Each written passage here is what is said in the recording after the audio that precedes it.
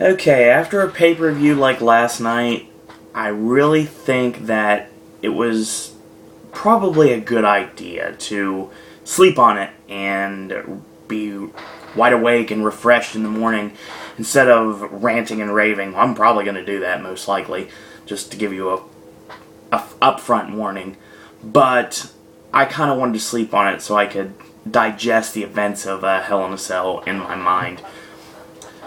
So, it is Monday morning, and usually I get these videos out to you guys really early Monday morning, like they go out about 12 or 1 a.m.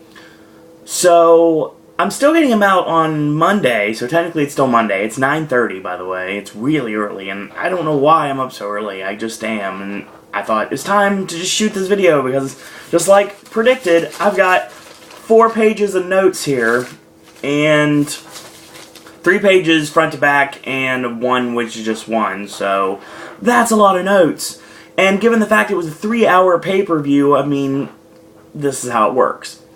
So, I'm going to do a little housekeeping, not in this video, but in the next video. So, we're going to talk right about Hell in a Cell, and it was live last night in Miami, Florida, which means we're home sweet home tonight for Raw in Orlando at the Amway Arena, and that's going to be amazing. So, we'll talk about that at the end of this video. Oh, by the way, for those of you that watched the NXT and SmackDown recap that I got up mere hours before the event last night, and I know there's only a few of you, you see that I kind of messed up predictions a little bit. So, yeah. Didn't quite go the direction I was thinking they were going to go, but that's okay. That's good to be unpredictable sometimes. Sometimes it's good to not be paint by numbers. Even though the writing was on the wall and I was just going to be the one that was trying to say, oh, I'm just trying to see if it's going to be different this time. No, it wasn't different this time. It was business as usual from 10 years ago. But we'll talk about that as we progress in this video. So, there was a hip flexor injury that sidelines Curtis Axel at the very last minute. Like, we found out about it yesterday. And that meant that the match between him and Biggie Langston for the Intercontinental Championship was scrapped. It had to be scrapped, obviously. So Biggie Langston was not on the pay-per-view. But we'll get to that in a minute. Excuse me. It's the change in temperature, it has to be. It was like 30 degrees last night. It's like rising and rising and rising. It'll be like in the 60s before the week is over. So, yeah, there's always that. Really strange time of year for temperature.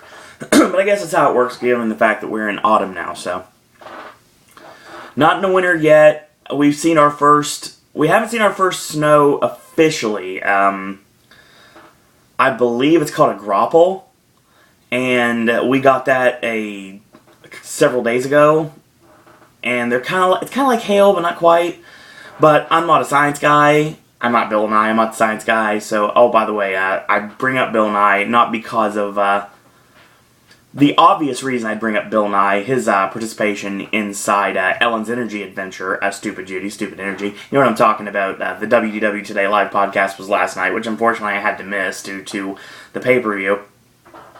No, I kind of bring it up because of watching Disco Liz's video this morning and watching her vlog. We can check her out on YouTube at Disco Lizita. Really cool gal to hang out with, and she was talking about Bill Nye with a couple of friends on her Horror Nights video, and sure enough, that got popped into my head, so that's the reason I brought up Bill Nye. So, I was more of a Beekman guy myself, but that's just me. So, I'm completely off the trail right now, almost ready to derail, but no, that's the next video. So, because this match was canceled, we did not have a pre-show kickoff match. Until a couple hours before the event, it was made an announcement that there would be a pre-show kickoff match. It was a man that I said, where is he? Where is he? Why is he not on the show? Mr. Money in the Bank, Damian Sandow, taking on perennial babyface go-to guy, Kofi Kingston. So, this match would kick off the show. And, of course, we'd have a panel, you know, the panel they're doing now for the show, with workers and just giving, like, in-depth analysis of the product you're seeing before your eyes. This time it included Caitlyn and Dolph Ziggler. And really interesting to see what happened was with that. Tensai was actually there too. So we had our pay-per-view kickoff that was shown on the app, shown on YouTube. It was even shown, I believe, on the pay-per-view channels as well. You don't have to pay for it, obviously. It's a free kickoff. It's kind of like how the old WWF free-for-alls were back in the day, if that makes any sense at all. If you guys remember that. Or if you even want to go differently on this, you could go back to when WCW Main Event would air before a pay-per-view. Those matches would be taken care of for you. So, yeah. Oh, if you hear the film noir sound go off, that's my iPhone, so sorry. It'll happen periodically in the video, so unless I hit this and go all Android on it, it's not going to stop. So I have to eventually just go over and take my hand off camera and mess with the iPhone a little bit. Sorry about that as I look at it. There we go, enter the passcode. So, pre-show kickoff match ends up being Damien Sandow and Kofi Kingston, but it's not the only thing we get out of the pre-show. Before I get to the match, the Shield is actually cutting a promo, and they get interrupted by Big E Langston. And Big E Langston says he doesn't have a match tonight, he still wants to fight, so he pretty much bullies, pun not intended in this case, Dean Ambrose into a match. So we get a match that's announced for the pay-per-view, Dean Ambrose taking on Big E Langston with the United States Championship on the line. And the immediate thing that pops into my head is, wow, they're going to give the U.S. title to him instead. Well, we'll see. So, talking about our opening match. The kickoff matches, it's a half an hour before the event. There's one match. The rest of it is just the same stuff you've seen on Raw, SmackDown, Main Event, Superstars. Anytime you watch anything involved with WWE, a billion times. The same video packages over and over and over again. Well, there's the match. That's the very end of the broadcast with Sandow and Kofi Kingston. I want to talk about that match real quick, so that's what we do here. And sorry, we're running a little sleep out of my eyes because it's not even 10 a.m. yet. So yeah, that's what happens. You get sleep in your eyes. So, Kofi comes off the ropes and Sandow plants him with a scoop slam, nails the Kobe toe, Aki at the elbow of disdain, 1-2, and Kofi kicks out. 6 headbutts to the back of the head, and a boot in the midsection, locks on an abdominal stretch. Kofi with a standing switch reversal into an ab stretch of his own, and basically it gets countered. Sandow goes for a leaping leg drop, and he misses. Kofi out of the way, charges in, misses, charges up. Kofi gets the boot up, and he goes to the middle rope. Sandow gets caught, and a nice leap up Rana from the ground to the top rope. Rana's Damien Sandow off the top rope into the ring. 2 double chops, and of course the drop kick, leaping clothesline, and set up the boom drop. Goes for Trouble in Paradise. Sandow ducks it, and backdrop suplex, floats over, lands on his feet. Flying body press from Kofi, 1-2, and Sandow kicks out. Whip in reverse, tip up into a Rana, and sending him into the middle turnbuckle. Slingshot drop kick back into the ring, and then the slingshot splash, 1-2, and a kick out. So Sandow is on the apron. Kofi's coming closer to him. He's trying to get the upper hand. Sandow kicks him squaw in the knee and plants him with his full Nelson slam, which he now refers to as "You're Welcome," and gets the 3 count. So Damien Sandow actually wins this match. So the first thing that pops in my head is, uh-oh, panic mode. Looks like Sandow's not cashing in tonight. Because pretty much the perennial rules, and there are exceptions to this obviously, the perennial rules of Money in the Bank cash-ins are as follows. You basically have to be losing until you unpredictably, that's not even a word, yeah it is, unpredictably cash in. So there's always that. And when I saw Sandow go over, I was like, yeah, he's not cashing in tonight, which totally blows one of my major predictions I made for the evening, was Sandow ended up cashing in tonight on Alberto Del Rio. But, again, this was proven false later on in the show. So, it was an okay match. It was a television match for what it was. These two have okay chemistry in the ring. Sandow brings it as always. Kofi, like I said, is your go-to guy if it's a babyface you want in an opening match, or a babyface you want in any sort of a match, to be totally honest. So, we get our pay-per-view start off. And the pay-per-view kicks off with an opening contest for the WWE Tag Team Championships. It is the Rhodes Warriors, the current WWE Tag Team Champions, Cody Rhodes and Goldust, taking on Roman Reigns and Seth Rollins of The Shield, as well as Jimmy and Jey Uso. Now, before this, Michael Cole and JBL kind of get into a little back and forth commentary with Jerry Lawler. Talking about the rules of this match are you have to have 3 men in the ring at once and at all times. There can be tags in and out, but there has to be 3 men in the ring at once. And pretty much this was just completely abandoned, and I don't even know why they brought it up. But you'll have that from time to time. Oh, by the way, this match, it was the best match on the show, without any question. And this started off the show, and this match basically has a page and a third, or maybe a page and a half if you look at it closer, of notes for this match. So let's call this, shall we? This match was awesome. So Roman Reigns comes off the ropes, the Superman clothesline, makes a cover 1-2 and a kick out, tagging to Seth Rollins. Rollins comes in, kicks him in the side of the head while he's draped over the ring apron. And this is on Goldust, by the way. Makes a cover when he gets back in the ring. 1 count, 2 count, and no, there's a kick out. So, front face lock is broken up by a headbutt. They knock Cody off the apron for good measure, so Goldust can't tag out. Tag in Roman Reigns. Big right hand makes a cover 1-2 and a kick out. He locks in a front face lock on Goldust of his own. And he goes back to his go-to, and that is the chin lock. Goldust punches his way out, comes off the ropes, hip toss, gets blocked. Goldust backslide, 1-2, and a kick out. Back elbow sends him back down, and a big headbutt. Shoves him down, punches Rollins, slides through the legs. He gets cut off with an elbow, 1-2, and a kick out. So scoop slam is blocked, floats up and over, spikes him with the DDT, and that's on Roman Reigns. Roman tags in Seth Rollins, and Rollins rightfully just charges in, drop kicks Cody off the apron. So again, Goldust can't make the tag to the fresh man. Smart move right there. You can definitely tell they've been doing tag team matches for quite a while. It's starting to really gel. So back body drop by Goldust, nobody home. So obviously he was going to make the tag to Cody. That's what he wanted to do, but Cody was taken out by the drop kick from Seth Rollins. Needless to say, Goldust has nobody to tag. And he doesn't want to tag one of the Usos to prevent them from taking the tag team titles, because obviously Goldust or Cody don't have to be pinned in order to lose the championships in a 3-way match. Excuse me. So, Roman Reigns charges in, Goldust low bridges him, he goes over the top rope to the floor. The Shield take out both of the Usos at the same time, so he can't even tag even if he wanted to. And Roman Reigns with a belly-to-back suplex into a, basically kind of a Uranagi, basically shouting out his relationship to The Rock, obviously, makes sense. And that's on Goldust. Cody ends up making the save, and he gets back into the corner, pushes him off into the corner, and he catches him with a charging power slam on Roman Reigns. Finally, hot tag to Cody. Springboard missile dropkick on Seth Rollins. He knocks Reigns off the ring apron. He does the tip up into a sunset flip he did on SmackDown. 1-2 and a kick out.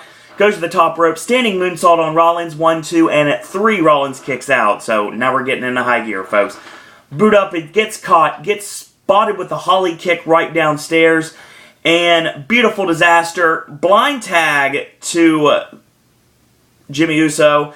Flying body press on Rollins, 1-2, and a kick out. The running butt bump in tribute to Rikishi and Umaga in this case. And this is, well, I was right, it's Jimmy Uso. Yay, it's good to read ahead sometimes. Roman Reigns makes the save. Goldust with the cross body. They don't go over the top rope. Drop kick, and they go to the floor. The over-the-top rope suicide dive on Roman Reigns. Ducks the clothesline, tossed up into the Samoan drop on Seth Rollins. 1-2, and no, he kicks out at 3. He goes up top for the Samoan splash. He gets crotched up top there. Cody gets tagged in, goes for the crossroads, gets backed into the corner, and there's the leaping kick from Rollins. He puts him on the top turnbuckle with a big right hand, climbs up to meet him, goes for the superplex, gets blocked, and what happens? First spot of the night. Superplexes Seth Rollins off the top rope to the floor on the Usos and Goldust and Roman Reigns just standing in a pile, you know, setting up your own demise. I've done these spots so many times. Setting up a pile, and sometimes the other two guys that are supposed to help catch, they run the other way, and then you take the brunt of the bump. But that's another story altogether for another different day. So, superplex on the top rope to the floor, takes out everybody, and we have all 6 men down and out in the center of the floor at this point. It was an amazing visual. to say the least. So, Cody makes a cover back in the ring because Cody and Rollins are still the legal men. Samoan splash on Cody, breaks up the pin, and he drags Seth Rollins to the corner, and he gets nailed out of nowhere with a big spear from Roman Reigns. So, Uso ends up getting caught, leaping Savate kick. They toss him to the floor, enziguri kick on Goldust, and he goes for a Rana. I like this spot. Cody goes for a Hurricane Rana, and he gets caught.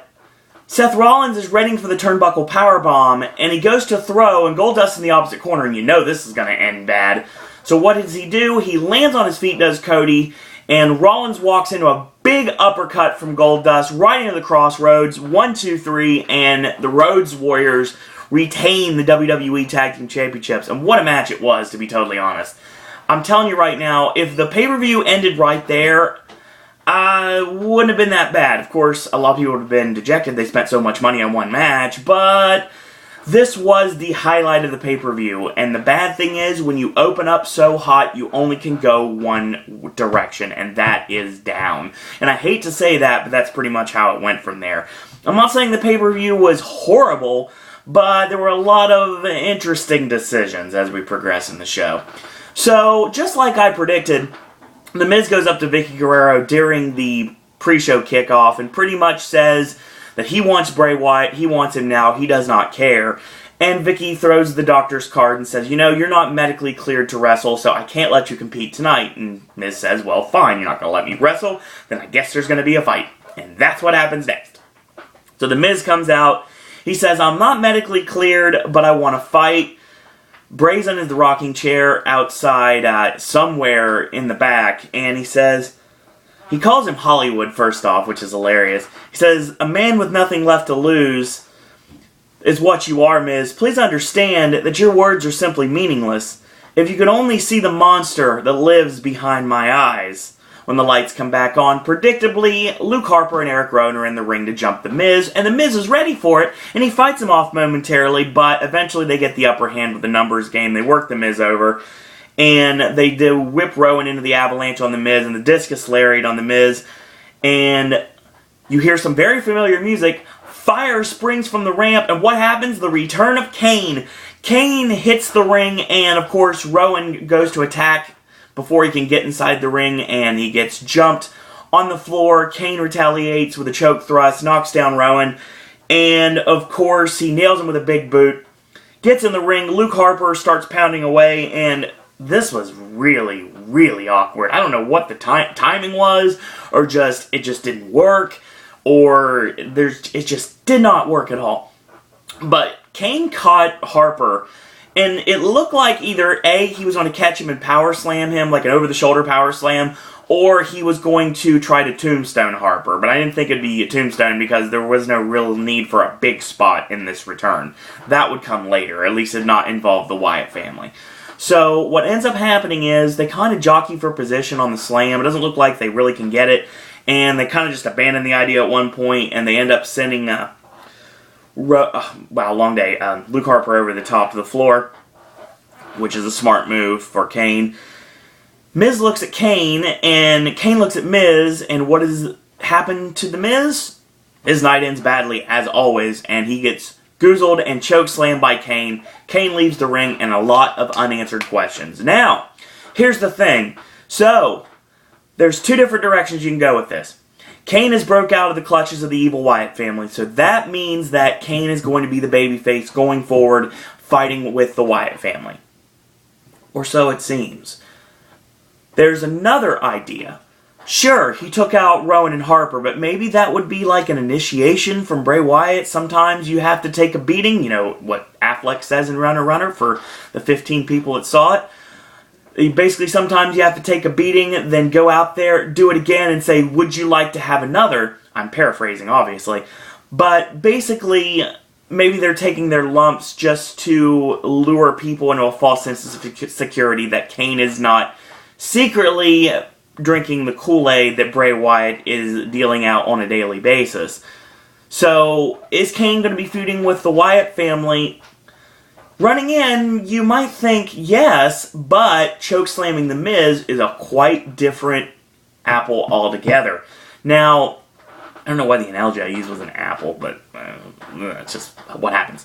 So, chokeslamming The Miz, who is a babyface, at least for now, it gives you a lot of questions, like, did Bray Wyatt say, go ahead, beat up Harper and Rowan, they can take a beating, not a problem, and this is all part of the plan to get The Miz to think, oh, Kane made the save, and Kane's gonna help me take out the Wyatt family. No. Chokeslam and pip, pip, pip, dead. So, yeah, there's always that, so.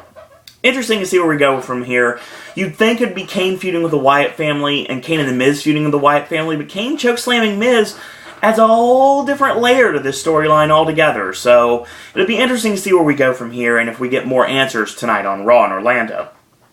So, a big surprise to me, and something I called in a completely better direction than they absolutely went with. Fandango comes to the ring with a huge pop with the absolutely gorgeous Summer Rae, and he gets on the mic, he's like, shh, shh, Miami, you think you know about salsa dancing? What you know is primitive and crude. There is only one true master of the dance, and his name is Fandango. And with the ring announcement tells me we're getting a mixed tag team match, which means that just like I called, unfortunately it's a different partner for Natty than it should be, but we're going to have a mixed tag team match with Fandango and Summer Rae taking on Natalya and the Great Khali. Okay, please, I'm begging you, WWE. Chairshot Reality does this thing called Please Vince, and I'm not Justin LaBar, and you know what? I'm still going to throw this out here. Please, Vince, get Natalya away from the oddities. She does not need to be there anymore. It's a ridiculous concept. I understand why she's there, whatever. Everything has completely moved away. Now, I know what you're saying. Owen, the Usos and the Funkadactyls aren't together. No, that's correct. They're not. But Brian and Brie are together on television, and obviously sparked from Total Divas, so why not? You marry off TJ Wilson and Natty on the last episode of Total Divas for the season. Why don't you just put them together in WWE? That way Fandango and Tyson Kidd can work together, and those would be awesome matches, and Natty and Summer Rae can work together. Now, we're still getting Natty and Summer Rae work together, but it's against the Great Khali, who I wanted off my television yesterday, and Hornswoggle, who should have been fired years ago. Now, I'm sure Dylan's a nice guy, but I don't like his character. I've never liked his character, and I never will like his character. This is something I've said about a lot of things that I've warmed up to. I.e. Ryback and Biggie Langston are right up my alley when you come to that. But the argument ends with Hornswoggle. I hate the character of Hornswoggle. I've always hated the character of Hornswoggle, and I will continue to hate the character of Hornswoggle until he is given his very deserved future endeavors. So, now I get off my soapbox again. That's the second time it's happened in the last couple days, because obviously it was weird. I went on a rant on Saturday during our Academy Awards prediction video. So, I don't know why. I feel like I need to have this soapbox beside me at all times so I can decide to jump up on it whenever I needed to speak my mind. So, we get our mixed tag team match. It's the Great Khali and Natalya taking on Fandango and Summer Rae. Summer Rae and Natty are fine in the ring together. Like I said, for those of you that have not seen Summer Rae in NXT, you were in for quite a treat. Summer showcased a little bit less of her personality and a less of her in-ring capabilities than normal, but it's okay because it's her first official WWE match. You got to warm up to it. And do I think that she'll end up winning the Divas Championship somewhere down the line? Yes, I definitely do. And Brie winning the title, she could have been feuding with her, but yeah, we're not talking about that. We'll talk about that as we progress in the show, and that's really long from now, so we'll get to that a little bit later. So, when Fandango's in the ring with Great Khali, Fandango does the best he can. He bumps like a pinball, like you should when you face someone as big as Khali. Someone that is immobile as Khali. No offense to Khali, but you know what? His in-ring competitor days should be nearing a close. He basically has to have his spot set up for him. It's not a bad... It's hard to say. I mean, hate Khali, I just don't want him on my television anymore. Basically because his time is over. I mean, he's been a world champion. He's done a lot of angles. I mean, get him off TV. There's no reason to have him on there anymore. And it's just bad. I mean, have him be an ambassador. I can see that, but no more working anymore. Just get rid of him. Like I said, a heel, I don't care who it is, just put him on the shelf permanently, and I don't want to see him on television ever again. So yeah, I don't want to see the guy hurt, like, for real. I just want him out of the company. I don't want to see him in the ring anymore. I don't like this at all. I mean, Santino's got comedy just sewed up. I don't need Great Khali and the Oddities 2K13 to keep this crap up. It's driving me insane.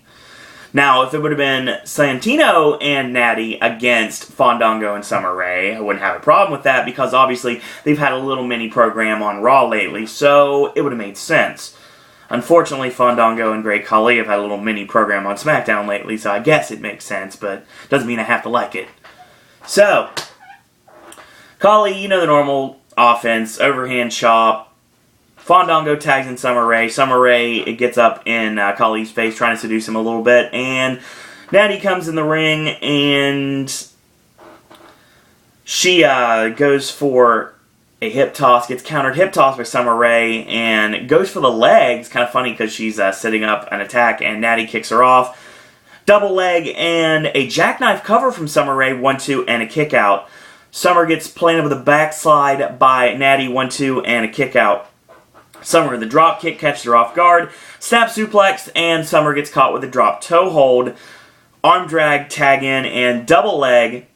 Fandango goes to the floor. This was Natty attacking Fandango, double legs him. Fandango powders to the floor. Grabs the laughing hornswoggle. When I'm thinking, yes, finally, we're going to see something happen. No. Khali grabs him by the hair, pulls him over the top rope, back into the ring. Fandango nails him with a drop kick to the knee. He works on the knee and a slap, and then he ducks out. Overhand chop. Fandango charges in. Khali raises the elbow. Fandango charges in. He raises the boot. And tagging to Summer Rae. Natty with a knee lift and snap suplex. Michinoku driver and no count there. Whip in, reverse, and kick to the face. Discus clothesline from Natty and goes for the sharpshooter. Summer Rae gets to the ropes, and this is an awesome move. She pulls Natty and drops her throat first against the top rope, the middle rope in this case, rolls her up from behind, and 1, 2, 3. Kind of a disjointed match. I want to see this more in a singles capacity.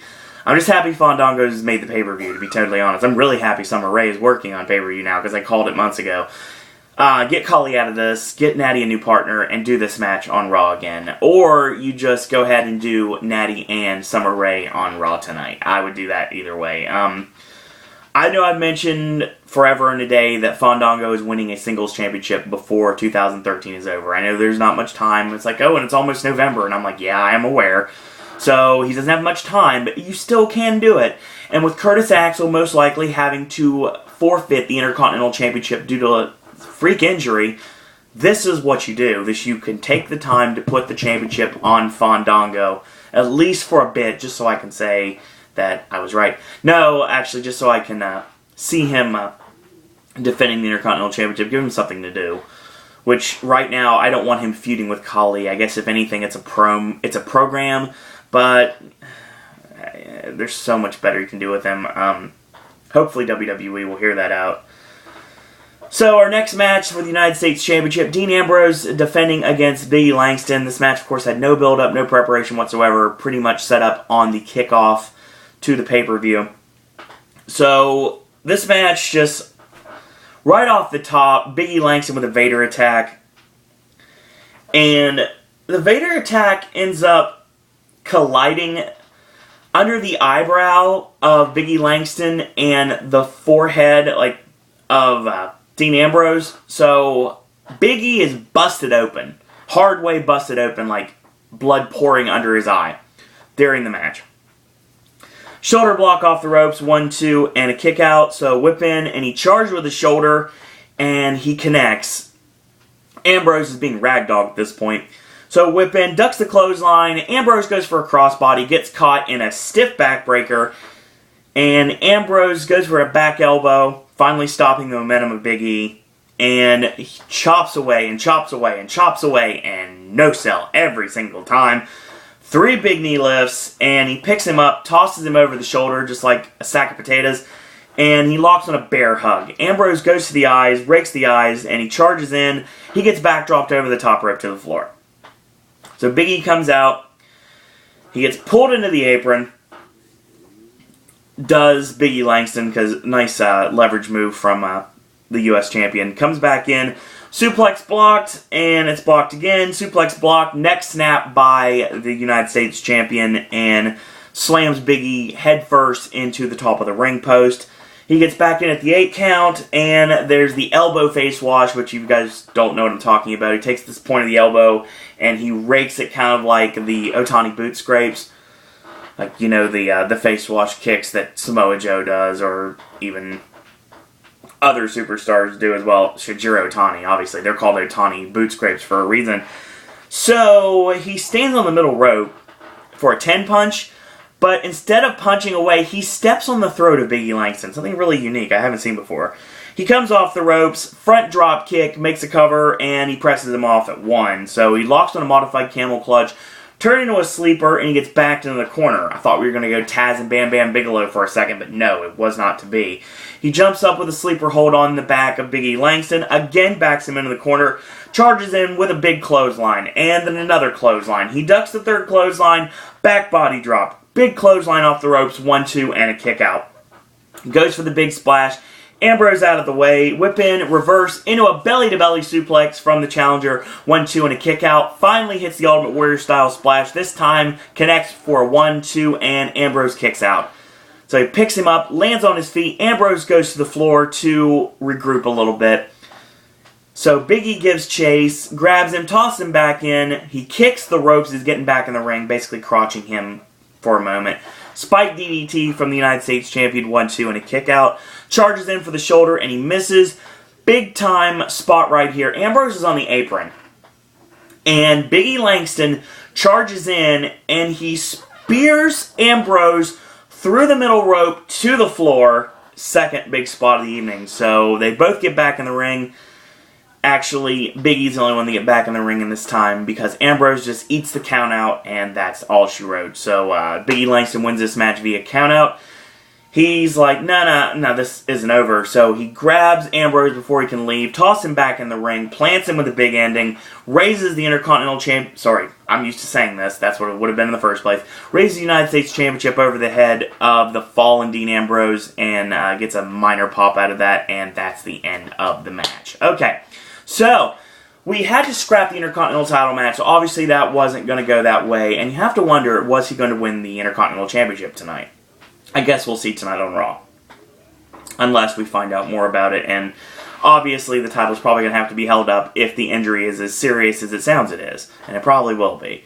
So, in the meantime, you have Ambrose and Big E Langston have some sort of no disqualification, no count-out match, where, actually, no, I got an idea. If you want to do this match right, how about you do Langston against Ambrose in a lumberjack match? That way, Ambrose can't escape, which eliminates him from getting counted out or disqualified or anything happening so he can nefariously retain the championship and he has to fight for himself. And then you put Langston over and then that's how you do it. You don't have to necessarily do it tonight, but you can do it before Survivor Series. Considering the fact we have, let's see how many weeks till Survivor Series. 1, 2, 3, 4. 4 weeks till Survivor Series, so yeah, there's always that. So, that's interesting, to say the least. Ambrose still hangs on to the United States Championship by the skin of his teeth. Okay, little match. At the beginning of the match, the way the offense started out so explosively, I thought we were going to get Ultimate Warrior versus Honky Tonk Man, to be totally honest. It was going to be a complete squash. Ambrose was going to lose the championship in like minutes, and that was going to be the end of it. But no, thankfully the match went a little bit, and it was alright. So, just a serviceable television match. Didn't really belong on pay-per-view. I say a lot about this show.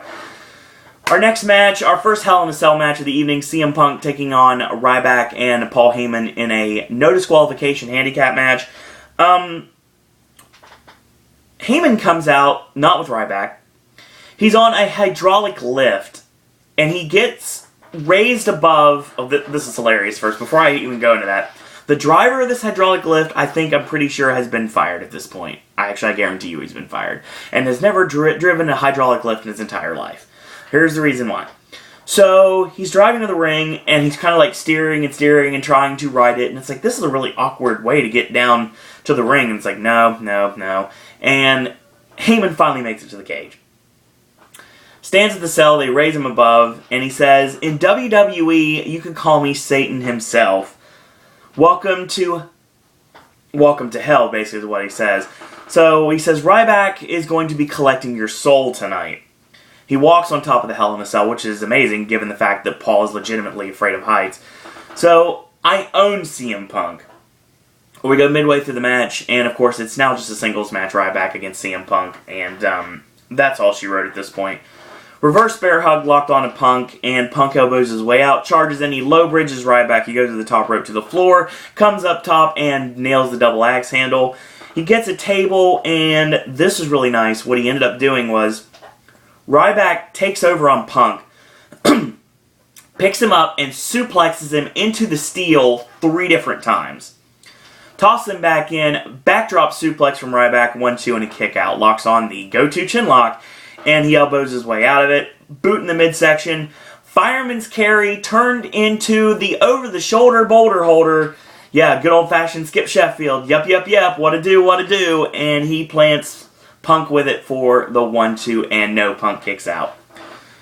So, reverse bear hug again by Ryback. And this time, he breaks it himself. Whip in, and Punk gets the boot up. Nails the 180 flying body press off the middle rope.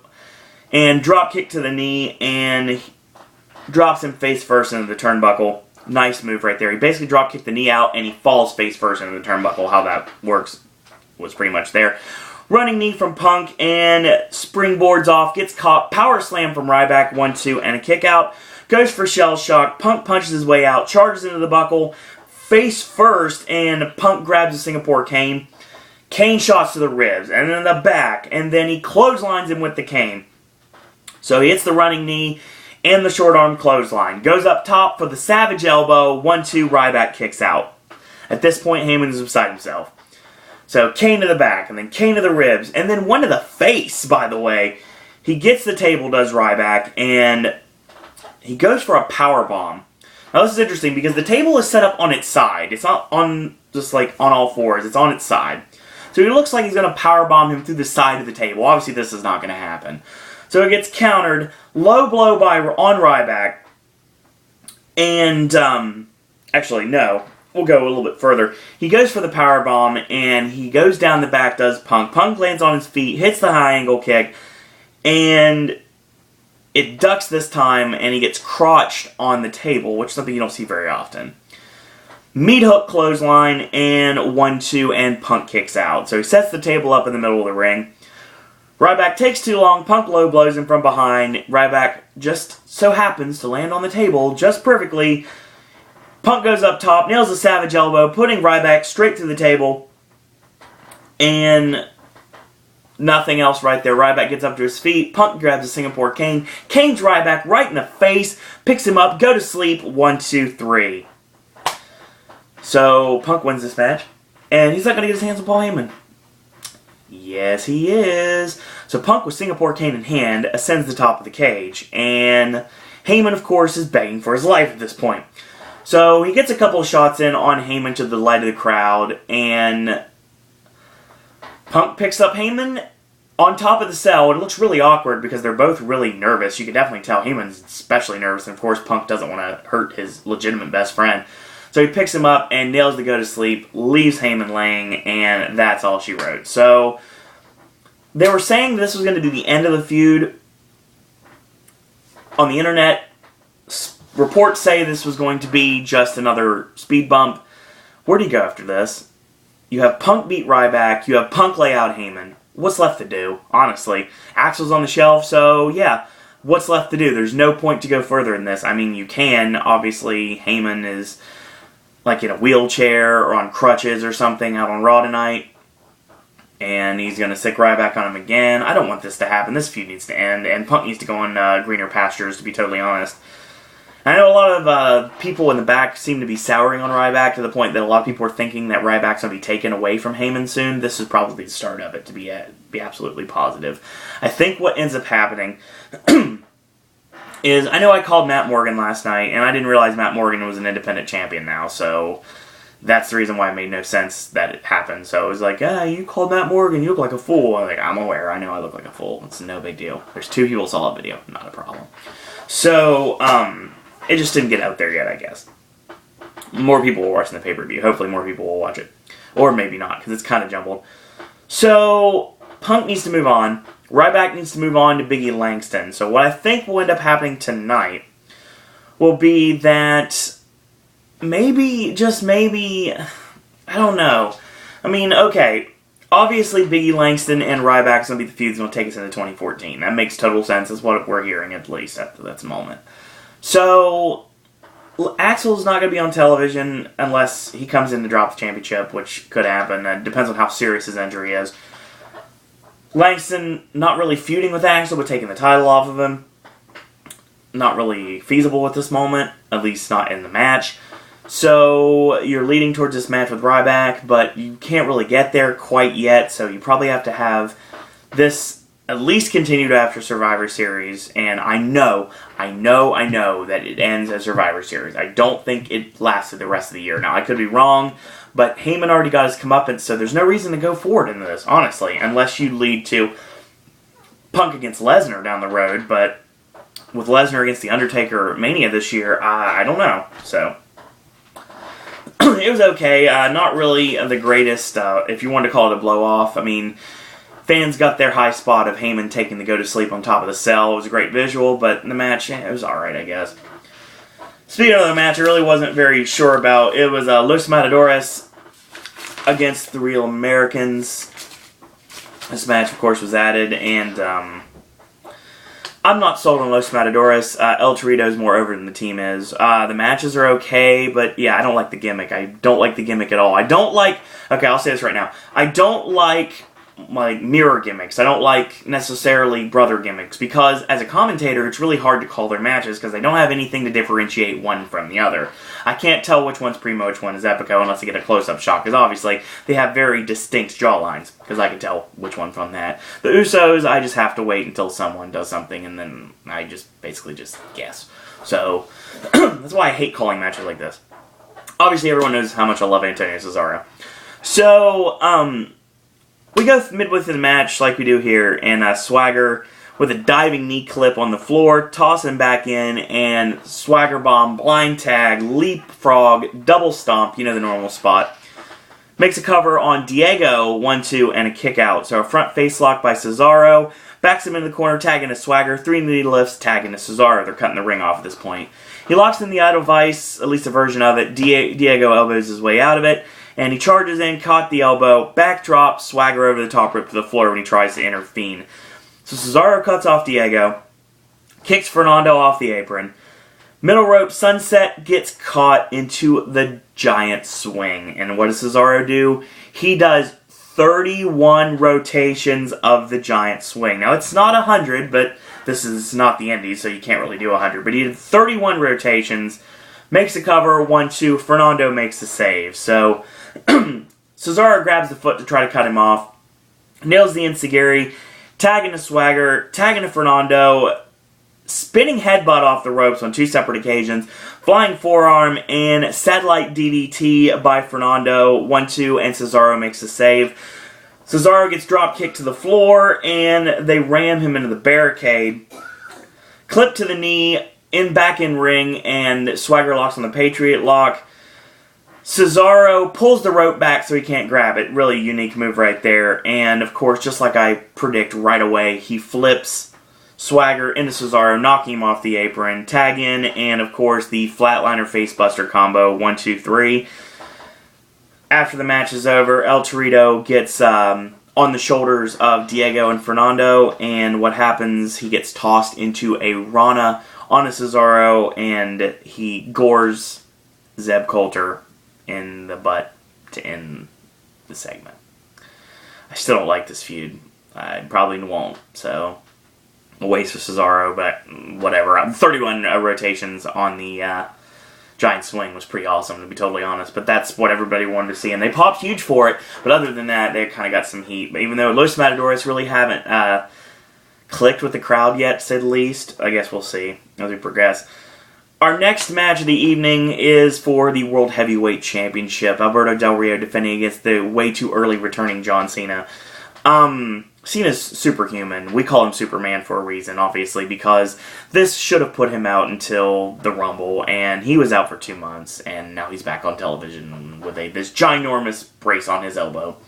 So, this is the match we get.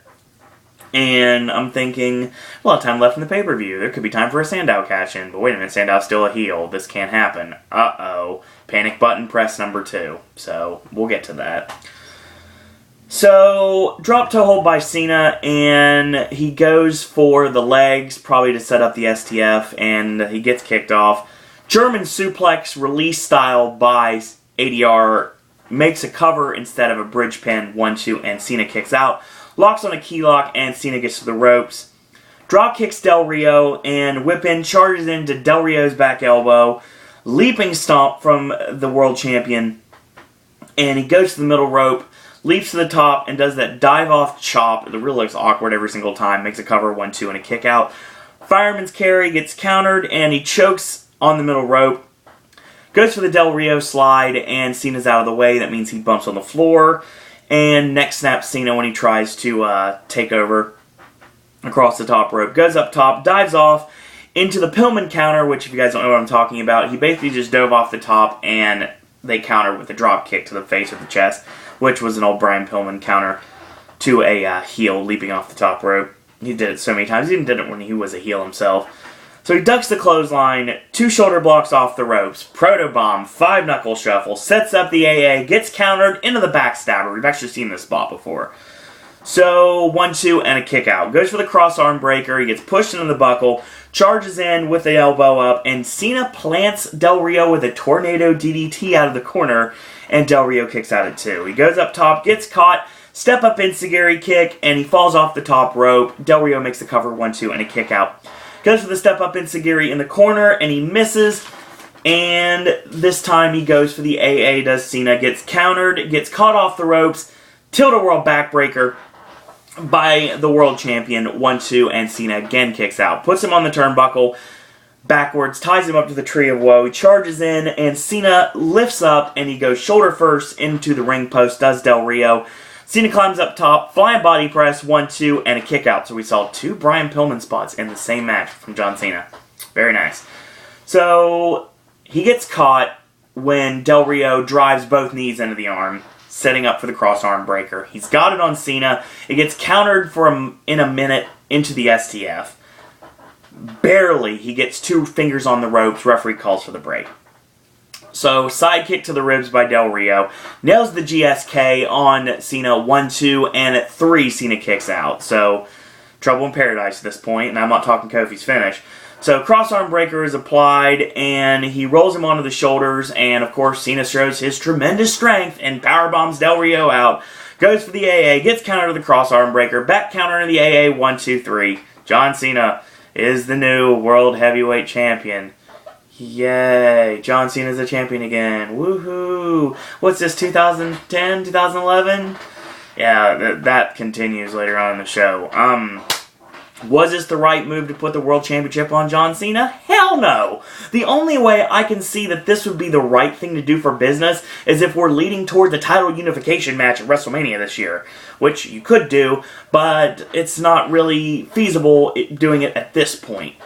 So, Cena didn't need to win the championship. Del Rio didn't win the championship either, but didn't need to keep it, but you gotta do something. You got Sandow on the outside, and of course you showcase him in the back on the monitor, watching the match with his briefcase, getting ready to cash in. You knew right there he wasn't going to. So, Sandow holds off for another couple of months. Hopefully this is a short reign. There's no real reason for Cena to be world champion. There's no, not a good idea. I understand why they did it. They're pushing the panic button. Panic button. Brian's not getting bookings. Brian's not getting our ratings. Panic button. Panic button. Bring John Cena back. Bring John Cena back. And Cena's back now. And I don't hate John Cena. Contrary to popular belief, I'm not a Cena hater. I'm a Cena supporter, but dear God, he does not need to be a champion. It's like when everybody was complaining about Triple H in WWE, or even complaining about Jeff Jarrett in TNA. They don't have to be champion in order to be over. It's a lot more money and makes a lot more sense if you have Cena chase a champion and not have the championship until the very last possible match. So right off the top, he comes back, wins the World Championship. He's done this before. I should have known it was going to happen again. Now, you're saying, oh, and why doesn't Sandow cash in? Well, they're trying to make Sandow into a face. So you have Sandow cash in on Cena. He's still a heel, which is not what they want to do. But then again, Sandow's promo tonight before the match started basically made me think that he was going to stay a heel for the foreseeable future. And they may have just abandoned the idea of Sandow being a babyface for just the SmackDown we were at in Columbus.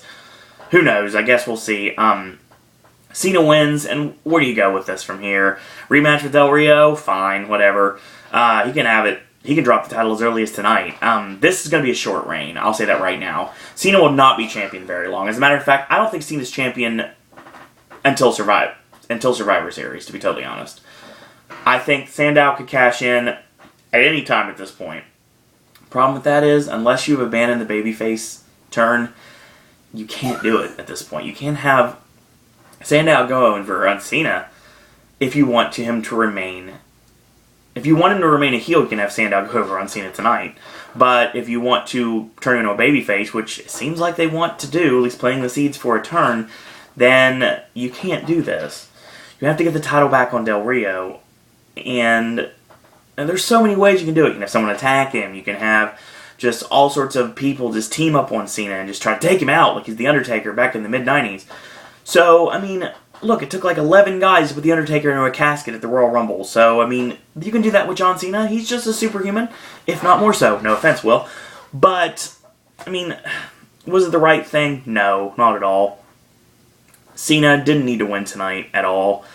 I'm not saying I hate the idea, but I mean, I can see where they could go with this, but unless Cena gets, like, accosted by the Wyatt family tonight on Raw, or he loses it back to Del Rio tonight on Raw, or just something. Cena does not need to be champion, and will not be champion through the end of this year. I guarantee you that at this point.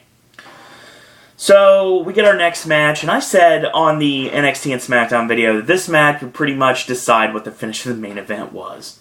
Because I thought there would be money to be made on a Brie and Bryan in the center of the ring embracing with their respective championships inside the Hell in a Cell, and that's how we go home to make all the fans all over the world watching on television live in Miami all completely happy that Bryan vanquished the evil Randy Orton.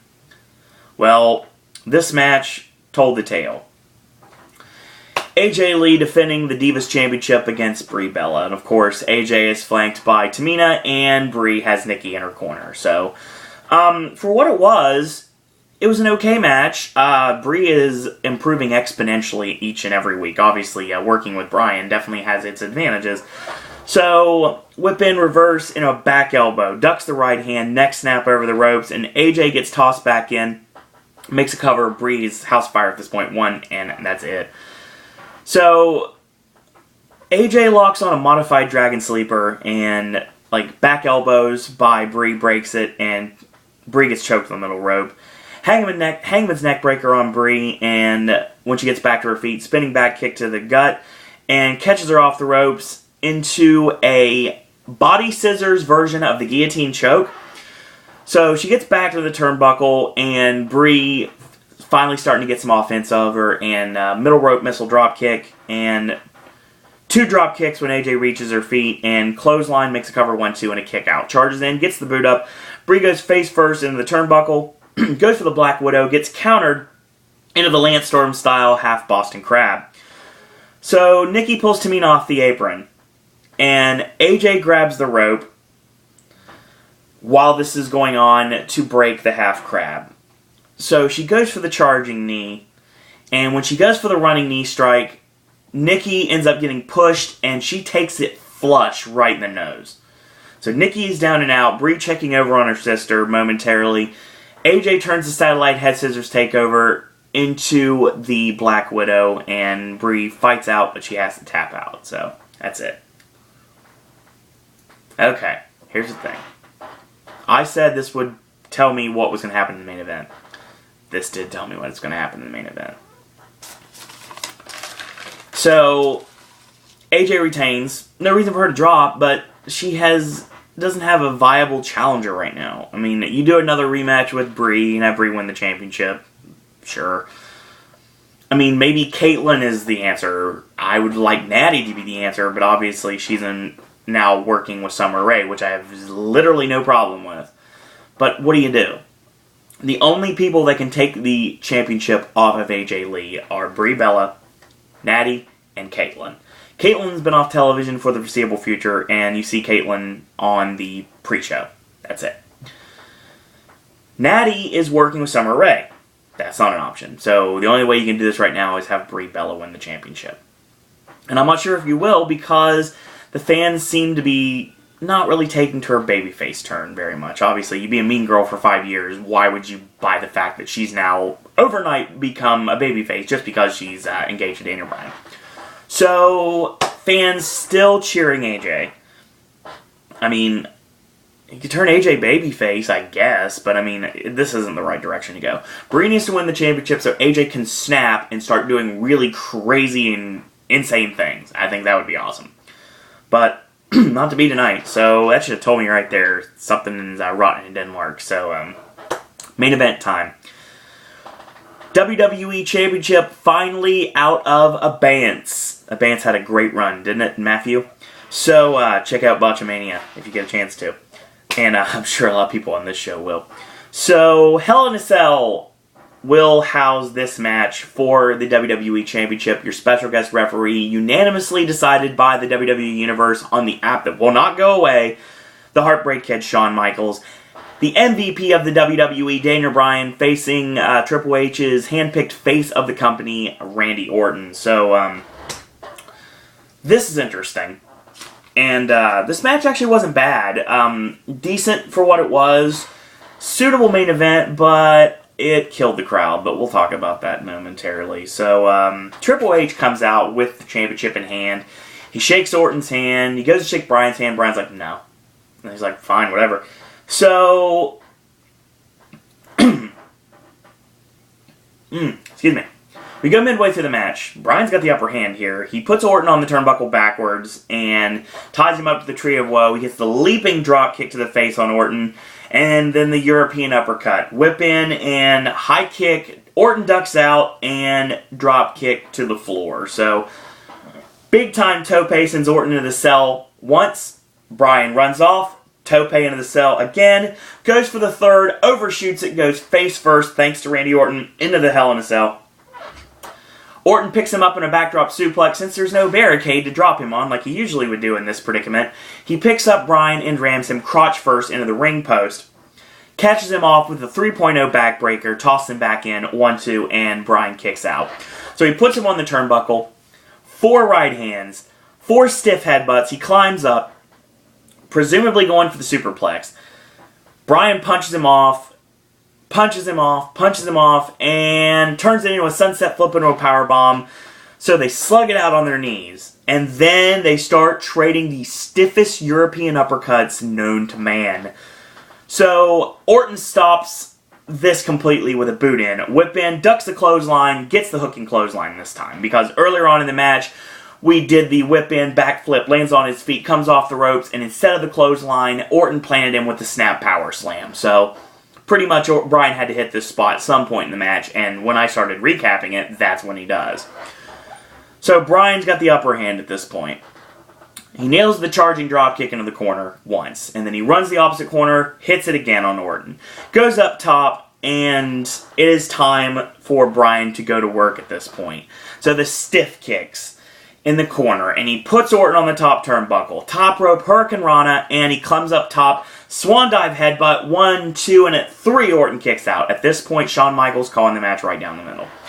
So he hits the yes kicks. He goes for the buzzsaw. Orton ducks out, rolls up Bryan, 1, 2, and Bryan reverses that into the yes lock. Doesn't get locked in all the way. Finally gets it locked in. Orton reaches the bottom ropes and calls for the break. Calls for the break. Calls for the break. You know what? No rope break in a Hell in a Cell match. So Orton slithers out of underneath the bottom rope, and that breaks the hold. The fact that Orton is a tall, lanky bastard makes good sense for this match, to be totally honest. So he gets tossed into the cage on 4 separate occasions, does Randy Orton, and then Bryan rakes the side of his head into the cage.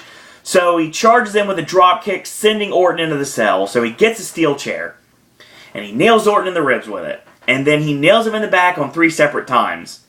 Then he starts tossing chairs in the ring. Bryan pulling his best Terry Funk in this point as he tosses 9 chairs in the ring. And by the time this is over, there's 12 chairs in the ring. Wonder what's going to happen. So, chair to the ribs, and then to the lower back. And he tosses Orton back in. So we have 12 chairs in the ring. Orton rakes the eyes, and he chairs Bryan into the ribs. Makes a cover, 1-2, and a kick out. Chair to the back, again, makes a cover, 1-2, and a kick out. Chair to the back one more time, again, Bryan kicks out at 2. So the chairs are set up in a nice, really messy pile in the center of the ring. He puts him on the turnbuckle. He climbs up. He goes for the superplex. Bryan punches his way out, headbutts Orton off, and he goes to attack, I'm guessing for the missile dropkick, if I had to guess. Orton crotches him. Orton climbs up and superplexes Bryan off the top rope into the pile of chairs in the center of the ring. That's another big spot of the evening. Makes a cover. 1, 2, no, 3 count. Right at that 3, he raises the shoulder, so Bryan kicks out. Triple H, Vince Power walks to ringside, and Triple H and Shawn Michaels have a little kibitzing conversation. It's like, why don't you do your job? And he's like, why don't you let me do my job? And he gets the boot up in ring, and we're seeing this over the shoulder. Orton nails the exploder suplex on Bryan, makes a cover, no ref. Triple H has Shawn kind of preoccupied at this point. Orton gets to the floor, it's like, this is bull, I don't know why you're not in the ring doing your job, and Shawn's like, just back off, let me do my job. So he gets in the ring, and the yes lock gets countered. Boot in the midsection, Bryan gets planted with a snakebite DDT. Orton starts pounding the mat like an idiot, and he goes for the RKO on Bryan. Bryan ends up tossing Orton into Shawn Michaels, nails the fire-breathing knee on Orton, makes the cover. The fans start counting along. There's like a count of 5, 6, 7. Orton's down and out. Bryan's got the championship firmly in grasp. You knew right there something was about to happen. So, Shawn is helped up to his feet by Daniel Bryan. Triple H gets in the ring, tosses Bryan down, just like he's worthless, and Bryan gets in the corner, and the fans know it's going to happen. The anticipation is insane, and what happens? Triple H turns around, fire-breathing knee on the COO of the WWE, and the fans go ape crazy. Absolutely nuts. So Shawn sees this out of the corner of his eye. Bryan gets up, Shawn readies. What happens? Shawn Michaels, sweet chin music, barely, on Daniel Bryan. Orton makes the cover. Shawn counts it. 1, 2, 3. What's best for business? Have stolen the WWE Championship again away from Daniel Bryan. The crowd, you could hear a pin drop at this point. There was actually something I read online right before I started filming, and it actually said something that the crowd was so deflated by this. Like, the energy of the crowd with everything, the no count after the fire-breathing knee on Orton, and with the fans chanting along, even though there was no ref. And then when Triple H took the fire-breathing knee, and the fans went completely crazy, blew the roof off the place, when the sweet chin music was hit on Daniel Bryan, and when I say hit, that's very loose interpretation, because he missed by a mile, to be totally honest. It was a glancing blow, to say the least. I think the air of Shawn's foot caught Bryan. A lot of problems with that. And Orton ends up pinning him off that, and that was the end of it. So, yeah, crowd just died on this one. So, Randy Orton is the new WWE Champion, and Randy Orton is now the hand-picked WWE Champion, and he's on top of the mountain. Was this the right thing to do? No. Not at all. You build and build and build and build, and you give 3 screwy finishes the last 3 pay-per-views, and this has to be a definitive winner. There's still not a definitive winner because there was still chicanery involved inside of the match. So Bryan and Orton have not had a legitimate one-on-one battle yet, and given the fact of how what's best for business works, they're not going to. So what do you do with this? Oh, by the way, the Big Show barred from the building, so he didn't even show up in this match. Is Bryan done as a challenger? Sadly, for the time being, I'd say yes. And this will transition to Big Show and Randy Orton. Yay, I really want to see this as bad as I want to go to the dentist. So, yeah, it's just... WWE kind of blew it on this, honestly. This was the time to put the title on Daniel Bryan to be the happy ending everybody wanted, to vanquish the Authority and make everything right in the world. No. The only option to save Daniel Bryan at this point is he has to go into the Royal Rumble, enter at number 1, go all the way through the end, and win the WWE Championship at WrestleMania 30. That's the only way I can see this happening.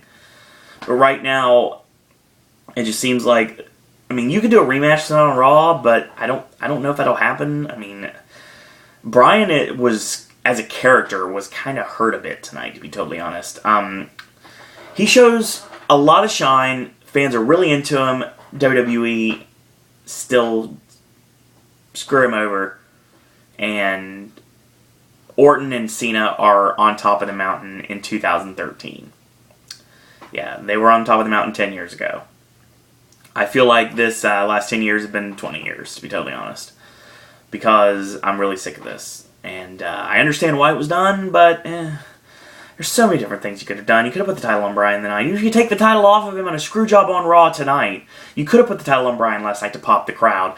Now, after all of this, after these last pay-per-views, what's going to make a lot of the WWE audience want to believe in Bryan enough after him being screwed 4 times?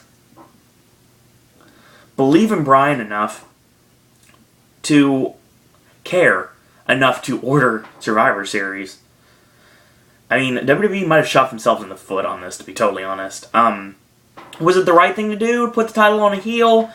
Sure. If they're building to Orton losing the championship eventually, that's fine. But you don't have any direction to go. You can put Punk in against Orton, have Punk take the title off Orton, and then Punk and Bryan, and at WrestleMania, that's what everybody wants. So, so many things you can do with this. Like, I mean, Punk and Orton could start tonight. Orton and Big Show probably continue tonight. Hopefully Daniel Bryan's even on the show tonight. But, like I said, don't cry for Bryan, because honestly, I mean, it's been a great build-up, and eventually when he gets the WWE Championship, it's going to be a huge pop. But the thing about it is, I mean, if you wait too long, fans are starting to abandon ship. It's kind of like when they put the TNA Championship on Samoa Joe. They waited way too long to put the title on Joe, and when they finally did, the fans were like, yeah, Joe's the champion. Yeah, I should have done this like 6 months ago. When Bryan finally was the champion, Joe was like, yeah, Bryan's finally the champion. Shouldn't have screwed him over 4 pay-per-views in a row. You know how much money I wasted on this? I mean, come on. If you bought, what? I don't know how much pay-per-views are going on for right now. I'm not gonna lie, I don't pay for pay-per-views. Why? Because, you know what, if I did, I would probably hate myself as much as some of you do for paying for that pay-per-view last night. But, I mean, Shawn Michaels, of course, super kicks, pulls a Hebner and bombs out, and he got some splaining to do on Raw tonight. So, of course, we'll probably get some commentary from him, and of course, there's going to be a big What's Best for Business celebration that's going to start off the show at 8 o'clock tonight. Putting over Randy Orton, we got to put up with it. Hopefully, Bryan and Big Show interrupt it. Hopefully, just Bryan interrupts it. I don't care about the Big... Well, actually, I care about the Big Show, but this needs to be more about Bryan than Big Show. But, yeah. This is also how Vince McMahon returns on Raw tonight. Vince McMahon is the reason that Daniel Bryan gets another title shot. With What's Best for Business, barred from ringside, everyone... There's no means. There has to be a definitive winner. And what happens is we put it in a cage, just a regular cage, and with a top on it. So, like an old school cage, a WCW cage, and there must be a winner, and then you do that match, and then you have Bryan over on Raw when it means more, and obviously more people are going to watch tonight than watch the pay-per-view last night. So, that's, in a nutshell, it might be what you do. Yeah, Vince McMahon might be the reason that Daniel Bryan ends up getting his next title opportunity, and also the reason the Big Show gets rehired on Raw tonight. I'm pretty sure you're going to see a Vince versus Triple H interaction on Raw tonight without any question. Lackluster pay-per-view to say the least, and I hate to say that. I'm not exactly excited for Survivor Series at this point. Hopefully WWE can get me excited in the next 4 weeks. I'm actually going to skip out on the Survivor Series pay-per-view that Sunday night because that is the final WWE Today Live podcast before Reunion. So I want to be in attendance for that. And don't worry, I'll recap Survivor Series that next day. November 25th, I'll recap Survivor Series Sunday in the morning. I'm trying to stay with Facebook and Twitter so I know don't know anything going in. So, yeah. Okay, it's alright. It's not a great pay-per-view. Not a great pay-per-view at all. Opening three-way match was phenomenal. The main event, the match was, until the finish, the match was going great. And it's just kind of downhill from there. So, yeah.